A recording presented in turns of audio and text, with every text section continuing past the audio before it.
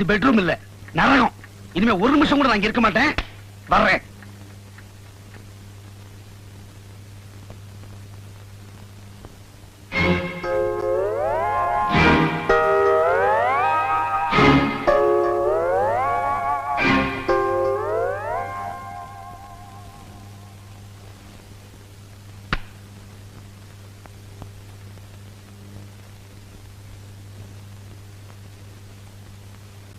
என்னம்மா இதெல்லாம்? என்னம்மா நடக்குது இந்த வீட்டுல? நிம்மதியே போச்சு. இத பாருமா, இன்னில இருந்து எண்ணி 15வது நாள். உண்மையான குற்றவாளி யாருன்னு கண்டுபிடிச்சு இந்த கூட்டத்துல கொண்டு வந்து நிறுத்துறேன். தயவு செஞ்சு அது